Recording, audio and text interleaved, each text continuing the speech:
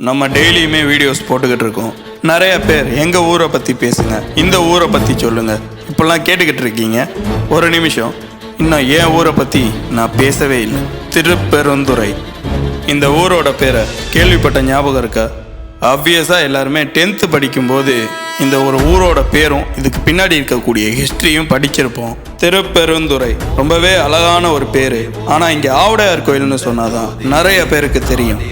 அறந்தாங்கிலேருந்து கரெக்டாக 14 கிலோமீட்டரில் அமைஞ்சிருக்கதான் இந்த ஆவுடையார் கோயில்.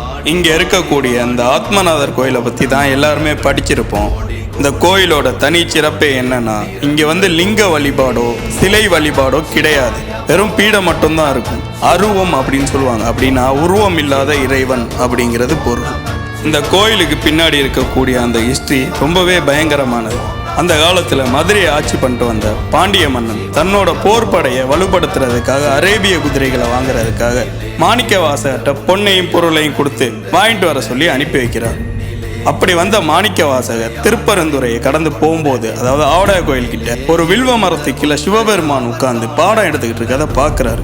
சிவபெருமான் மேல தீராத பக்தி கொண்டிருந்த மாணிக்கவாசகர் அவர் கொண்டு வந்திருந்த பொன்னையும் பொருளையும் வச்சு அங்கே ஒரு கோயிலையும் கட்டி முடிக்கிறார். இது தெரியாத பாண்டிய மன்னன் மாணிக்கவாசகர் கிளம்பி ரொம்ப நாள் ஆச்சு, திரும்பி வரவும் இல்லை, ஒரு சேதியும் இல்லைன்னு ஒரு தூதை அனுப்புறாரு. தூது கிடைச்ச மாணிக்கவாசகர் கையில பொண்ணும் இல்லாம பொருளும் இல்லாம குதிரைகளும் இல்லாம சிவபெருமான்கிட்ட மன்றாடி அழுகிறார். இதை கண்ட சிவபெருமான் அந்த காலகட்டத்தில் புதுக்கோட்டை மாவட்டத்தை சுத்தி நரிகள் அதிகம். அதனால நரிய ஃபுல்லா பரியா மாத்தி, பரினா குதிரை, பரியா மாத்தி மதுரைக்கு மாணிக்கவாசகரை அனுப்பி வைக்கிறார்.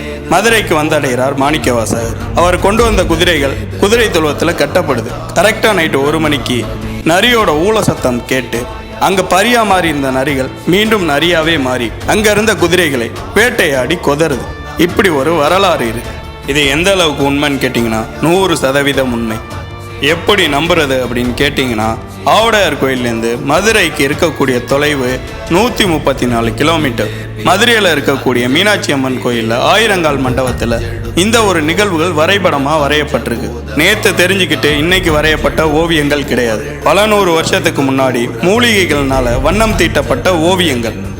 இந்த ஒரு கோயிலை ஒரே நாள் ராத்திரியில பூதங்கள் சேர்ந்து கட்டினதாகவும் ஒரு வரலாறு இருக்கு.